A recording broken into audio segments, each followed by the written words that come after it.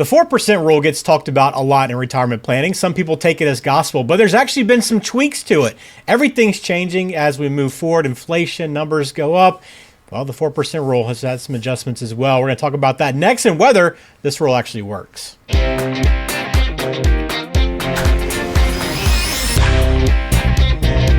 Welcome in. This is Perfect Game Retirement. Glad to have you on the channel once again. I'm Ben George with Ryan Ledden, certified financial planner and founder of Black Oak Asset Management. We got a good show for you today. Talking about the 4% rule.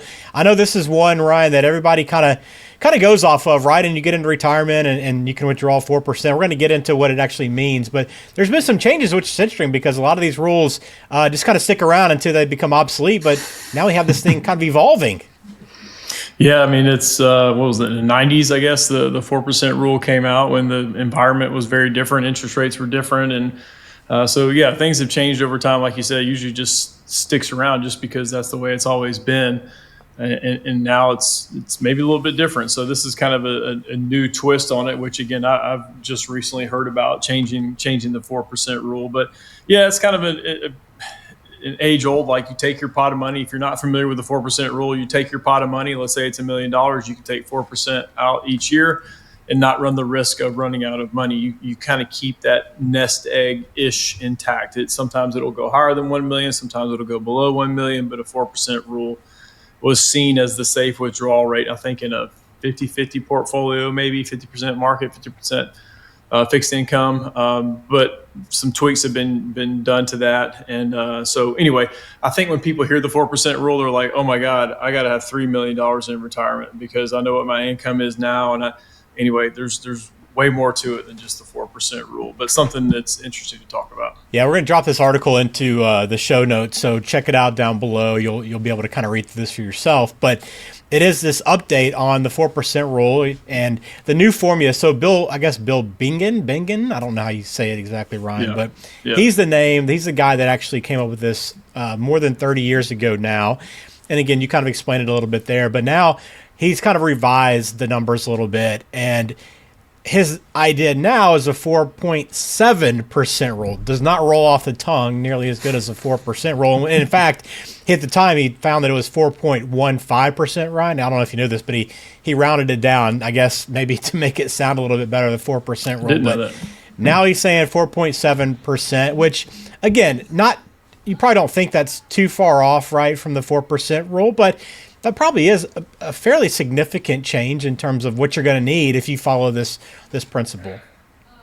Yeah, I mean, it is pretty significant. I'm surprised it didn't go up to 5. Just round it up just as well. Round it up. The 5% rule sounds way better than the 4.7. You'll get more clicks with the 5% rule. But, I mean, that is over a lifespan, and depending on your nest egg, that is a pretty significant, it's almost a whole point difference in kind of his rationale, or at least the headlines of it. So that can make a difference. I do see that the portfolio mix changed a little bit. So it looks like he's kind of taking on a little bit more risk with his new rule, which, okay, makes sense. But anyway, so I know there's a lot of, we've talked about this before on the show, there's a lot of math to the market. I know there's a ton of emotion, but there's still a lot of math to this, and that's kind of what he's using here. And I think it's interesting, it's not necessarily a green light to spend more, right? I think, this increase, maybe people think, okay, I can spend a little bit more if I'm able to take a little bit more out. But again, none of this is guaranteed, right? I think that's the biggest thing is the 4% rule is great on paper, but it's not something you can just follow to a T. Yeah, because I preach to my retirees, it's not about nest egg anymore. It's about income. What is your income coming in every single month? Nest egg obviously can help produce that income, but look at your streams. And we work with a lot of pension employees. So pension employees, there's your first one. Obviously, 2 Social Securities. If you're a married couple, a lot of couples have 2 Social Securities that are coming in, whether it's a spousal benefit or just 2 benefits on their own. And recently did an income plan for a couple that had a really good pension and 2 really good Social Securities. And I'm like, you really don't need to tap into your asset total. So trying to tell people, oh, you got to have $2 million. Well, technically they need 0. I would never say that. But I mean, from an income standpoint, their income needs were completely met. Now you need cash, you need investments, you need things on the side to help pay, maybe offset inflation, cover big expenses, medical care one day. So I'm not saying that, but from a monthly standpoint, they wake up every single month and they know exactly what is coming in every single month. So that person, the 4% rule does not apply at all to. It's kind of, how are you going to spend your money? How are you going to leave a legacy? What is your tax component? So there's some interesting different planning strategies involved there. But what is your income? What is your Social Security if you have Social Security? And yes, it's going to be around. A lot of people poke holes in Social Security, which I get. There's issues with it. It's not going to die. It's still going to be there. Could there be modifications and it be a lesser amount? Well, sure. That's what the U.S. government tells us right now, that it will be 75% of the current benefit. I think they'll do something before then, before that day of reckoning comes. So to disregard Social Security, that's irresponsible. But what's your income sources, and then how do we bridge any gaps between that of your income and what your monthly need or want is, and then that's where your nest egg comes into play. Gotcha.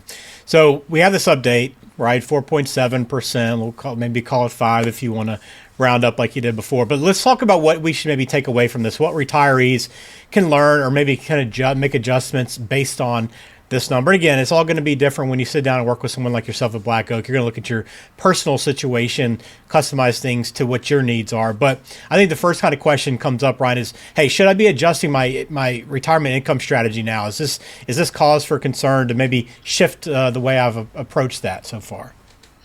Yeah, I don't think so. No, I mean, essentially the answer is, and it does depend on client to client.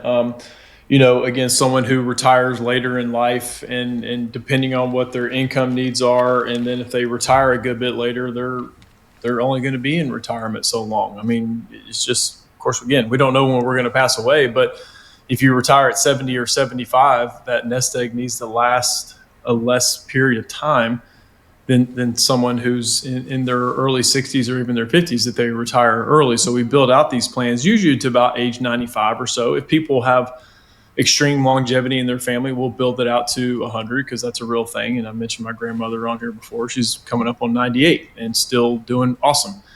So we can always run those plans out further. But someone who's retired later and maybe their income needs are not high, well, their withdrawal rate can be much higher. The 4% rule or 4.7% rule now is just a very broad guiding, like, hey, if you just want to do spitball math, and sometimes I do that, I'll pull out my old school calculator, and if someone's got a certain amount, I'll just punch in and I'll do 4% really quick. I'm like, okay, well, the 4% rule says you can do this. Doesn't mean that's applicable to their situation. So we put all that information into their planning software and see how that plays out. And sometimes it is lower than 4%, and sometimes it's a good bit higher. It just, again, it depends. Yeah, and I think too, like to your point, you kind of use that just kind of as a rough guideline. I think it's also, it's a reminder that it's, look, the 4% rule is not necessarily wrong, right? I mean, just because this has been adjusted, the 4% rule might still apply to you. It certainly can, and sometimes we've done it where, like, I'll kind of back into the math and it's like 4.02. I remember one recently, it was like 4.02. I was like, look at that.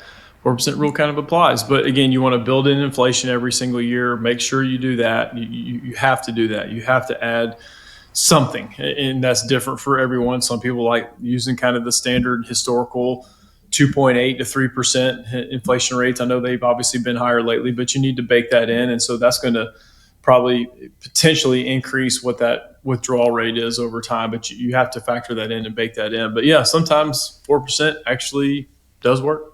And then I guess, how do you help someone figure out what their personal safe withdrawal rate is? Because I think that's what kind of everybody is probably concerned about is, hey, how do I find that number that's right for me? Because I don't want to be pulling too much money out, but also you want to find that balance so that you're not leaving too much money behind and have just a bunch of money left later in retirement that you would have liked to spend earlier. Mm-hmm. Yeah, the funny thing is I never mention withdrawal rate. I never, unless they ask, I never talk about what percentage they can take out. Like we enter all the data as specific data as possible when people go or are planning for retirement or in retirement. We run it through our financial planning software, and we get scenarios and we get percentages of success based off of what they're trying to do. And I'll even run, when the market does very average, when the market does below average, and then just to show a pie in the sky.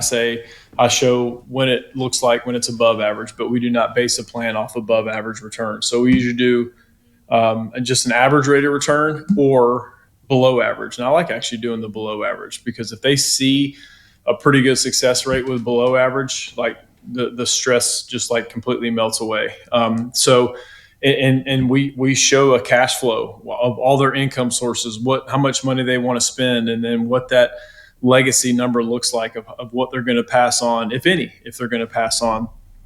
So I never back into, oh, well, actually this is a 4.9% withdrawal rate. I've never said that in a meeting unless they ask. Yeah, it's interesting to kind of see that approach. So again, this is one of those rules of thumb that are out there. There's a number of these in retirement planning that exist that people try to kind of follow because they're putting together their own plan. But it's a good reminder, Ryan, again, that the real value of planning lies in sitting with a certified financial planner like yourself and building out a plan and knowing that the approach you're taking is going to set you up for success in retirement and at least give you the best possible chance of success so that you can spend the money that you want to spend or be able to save as much money if you want to leave a legacy. Whatever your goals are in retirement, having a customized plan can help you reach those. Yeah, customization that's it.